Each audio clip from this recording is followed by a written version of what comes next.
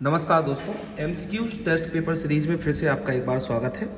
Biochemistry की ये हमारी चौथी क्लास है। इससे पहले 3 क्लासेस और हमने कर ली हैं। बायोकेमिस्ट्री से रिलेटेड जितने भी इंपॉर्टेंट एमसीक्यूज थे सभी के बारे में डिस्कस कर लिया है। चलिए एक और लास्ट हमारी बायोकेमिस्ट्री की क्लासेस में देखते हैं कौन कौन से इंपॉर्टेंट एमसीक्यूज हैं। आज का हमारा पहला क्वेश्चन है, which of the following molecules is used as the building block for the synthesis of protein. यानी निम्नलिखित में से कौन सा अणु प्रोटीन के संश्लेषण के लिए निर्माण ब्लॉक के रूप में उपयोग किया जाता है। प्रोटीन के संश्लेषण के लिए निर्माण ब्लॉक के रूप में कौन सा अणु का इस्तेमाल किया जाता है। First one is amino acid, second one is fatty acid, third one is nucleotides and fourth one is glucose. तो कौन से अणु का यूज किया जाता है? तो अमीनो एसिड का यूज किया जाता है बिल्डिंग ब्लॉक्स के रूप में प्रोटीन के संश्लेषण में। नेक्स्ट क्वेश्चन है, Which of the following processes is responsible for the formation of ATP in cells? निम्नलिखित में से कौन सी प्रक्रिया कोशिकाओं में ATP के निर्माण के लिए जिम्मेदार होती है? Glycolysis, second one is Krebs cycle, third one is oxidative phosphorylation and fourth one is all of the above. तो कौन सी ऐसी प्रक्रिया होती है जो एटीपी के निर्माण में भाग लेती है? तो ये सभी प्रक्रियाएं जो होती हैं वो एटीपी के निर्माण के लिए जिम्मेदार होती हैं। नेक्स्ट क्वेश्चन है, which of the following is the major source of energy in human cells? निम्नलिखित में से मानव कोशिकाओं में ऊर्जा का प्रमुख स्रोत कौन सा है? ऊर्जा का प्रमुख स्रोत ह्यूमन सेल्स में कौन सा है? First one is carbohydrates, second one is proteins, third one is fats and fourth one is nucleic acid. तो मानव कोशिकाओं में जो ऊर्जा का स्रोत होता है वो कार्बोहाइड्रेट होता है। कार्बोहाइड्रेट से ऊर्जा उत्पन्न होती है और कार्बोहाइड्रेट का जो डाइजेशन होता है वो मुंह से ही स्टार्ट हो जाता है, सलाइवा से ही। अगला क्वेश्चन है, which of the following is responsible for the formation of the double standard structure of DNA? निम्नलिखित में से डीएनए की दोहरी स्टैंडर्ड संरचना के निर्माण के लिए जिम्मेवार है। तो कौन होता है जिम्मेवार?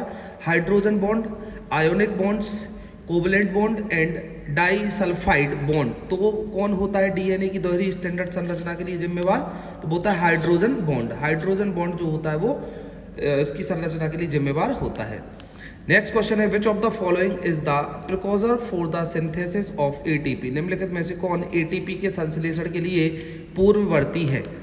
First one is glucose, second one is oxygen, third one is NADH and fourth one is acetyl CoA। तो एटीपी के संश्लेषण के लिए पूर्ववर्ती कौन है?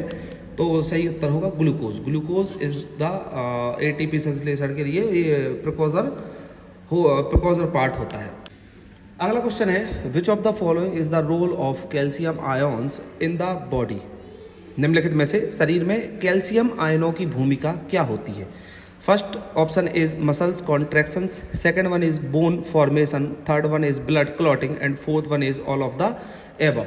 तो शरीर में कैल्शियम आयनों की भूमिका क्या होती है? All of the above. सभी जो ये मसल कॉन्ट्रैक्शन हो गया, चाहे बोन फॉर्मेशन हो गया, चाहे ब्लड क्लॉटिंग हो गया, ये सभी कैल्शियम आयनों की भूमिका होती है। नेक्स्ट क्वेश्चन है, which of the following is responsible for the conversion of glucose into pyruvate? निम्नलिखित में से ग्लूकोज को पायरूवेट में परिवर्तित करने के लिए जिम्मेवार कौन होता है?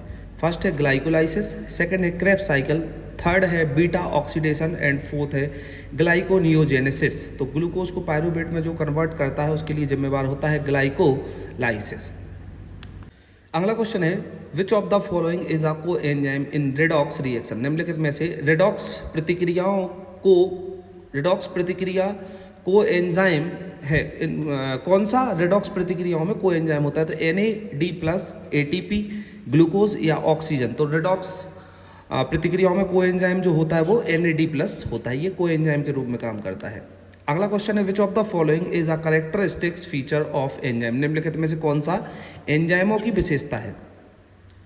First one is they are not consumed in reactions, second one is they lower that activation energy of reaction, third one is they are highly specific for their substrates and fourth one is all of the above. तो कोएंजाइमों की विशेषता क्या होती है? ये सभी coenzymes की विशेषताओं में आते हैं। अगला क्वेश्चन है which of the following vitamins is necessary for the formation of collagen. निम्नलिखित में से कौन सा विटामिन कोलेजन के निर्माण के लिए आवश्यक होता है? Vitamin A, vitamin C, vitamin D या विटामिन के? कोलेजन के लिए विटामिन सी होता है। अगला क्वेश्चन है which of the following is the main function of the enzyme lipase. निम्नलिखित में से एंजाइम लाइपेज का मुख्य कार्य क्या है? First one is break down of protein, second one is break down of lipids, third one is break down of carbohydrates and fourth one is synthesis of RNA. तो enzyme lipase का मुख्य कार्य जो है वो ब्रेक डाउन ऑफ लिपिड्स का अपघटन। अगला क्वेश्चन है which of the following is a function of the enzyme amylase. निम्नलिखित में से एंजाइम एमाइलेज का कार्य क्या है? First one is break down of proteins, second option is break down of starch, third option is break down of lipids and fourth option is synthesis of protein. तो enzyme amylase का जो कार्य होता है break down of starch. Lipase जो काम करता है वो स्टार्च के अपघटन का काम करता है। अगला क्वेश्चन है which of the following is the most evident type of lipid in cell membrane. निम्नलिखित में से कौन सा लिपिड कोशिका झिल्ली में सबसे अधिक मात्रा में पाया जाता है? लिपिड कोशिका झिल्ली में सबसे अधिक मात्रा में फॉस्फोलिपिड, सेकंड है ट्राइग्लिसराइड्स, थर्ड है कोलेस्ट्रॉल और फोर्थ है फैटी एसिड। लिपिड कोशिका में सबसे अधिक मात्रा में क्या पाया जाता है? फॉस्फोलिपिड। फॉस्फोलिपिड जो होता है वो सबसे अधिक मात्रा में पाया जाता है। अगला विच of the following is a type of RNA involved in protein synthesis. निम्नलिखित में से कौन सा आरएनए का एक प्रकार प्रोटीन संश्लेषण में शामिल है? First option is mRNA, second option is tRNA, third option is rRNA and fourth option is all of the above. तो आरएनए के प्रकार प्रोटीन संश्लेषण में जो शामिल है वो कौन से है? वो सभी हैं, उपरोक्त सभी। अगला क्वेश्चन है which of the following is the precursor for synthesis of steroid. निम्नलिखित में से अणु स्टेरॉइड के संश्लेषण के लिए पूर्ववर्ती क्या है? तो first one is cholesterol, second one is fatty acid, third one is glucose and fourth one is amino acid. तो कोलेस्ट्रॉल जो होता है वो स्टेरॉइड अणु के संश्लेषण का पूर्ववर्ती माना जाता है। नेक्स्ट क्वेश्चन है which of the following is the primary function of mitochondria. Mitochondria का प्राथमिक कार्य क्या होता है? Protein synthesis, energy production, lipid metabolism and DNA replication. तो एनर्जी का जो प्रोडक्शन होता है वो काम माइटोकॉन्ड्रिया के द्वारा किया जाता है। नेक्स्ट क्वेश्चन है which of the following molecules is used to transfer electrons in the electron transport chain. निम्नलिखित में से कौन सा अणु इलेक्ट्रॉन ट्रांसपोर्ट चेन में इलेक्ट्रॉनों को स्थानांतरित करने के लिए उपयोग किया जाता है? First option is NADH, second option is FADH2, third option is ATP and fourth one is both A और B, यानी NADH या FADH2। तो सही उत्तर होगा बोथ A और B, NADH और FADH2।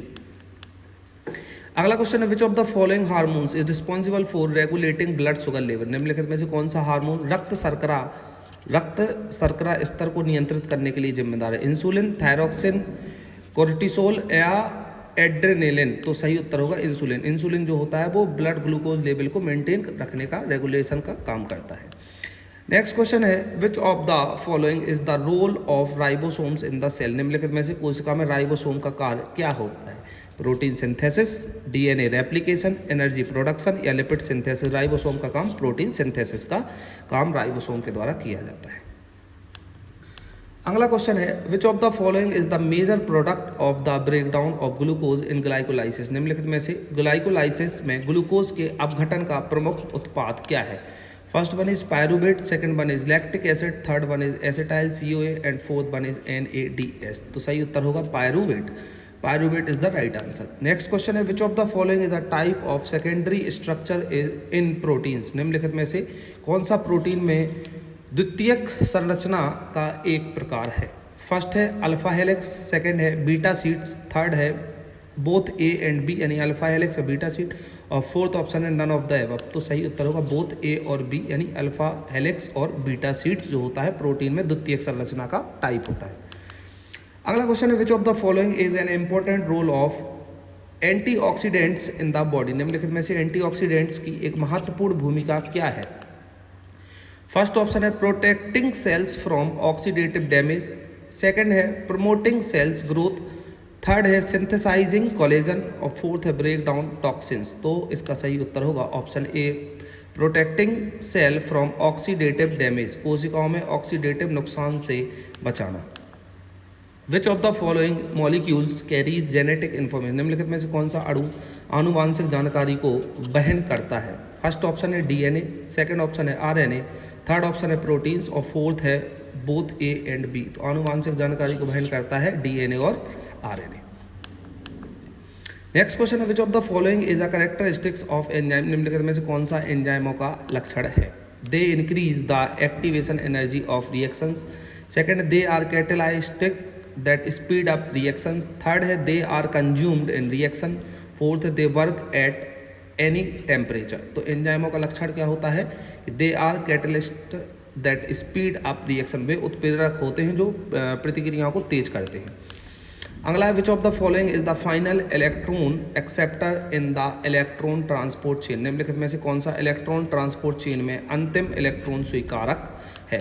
फर्स्ट ऑप्शन है ऑक्सीजन, सेकंड है NADS, थर्ड है FADH2 और फोर्थ है ATP। इसका सही उत्तर होगा oxygen. Oxygen is the right answer. तो इस तरीके से हमारे जो चौथी क्लास थी बायोकेमिस्ट्री की वो भी हमने कंप्लीट कर ली है। अब लगभग सारे बायोकेमिस्ट्री के इंपॉर्टेंट MCQs कवर हो चुके हैं, कोई भी क्वेश्चन नहीं बचा है। कई क्वेश्चन तो बार बार रिपीट भी हो चुके हैं, तो उनका तो बहुत अच्छे से बनता ही है। आगे हम जो और क्लासेस करेंगे, शायद हेमेटोलॉजी जो बचा हुआ है, हेमेटोलॉजी का पोस्ट है तो उसको हम कवर करेंगे। चलिए मिलते हैं अगली वीडियो में, तब तक के लिए धन्यवाद।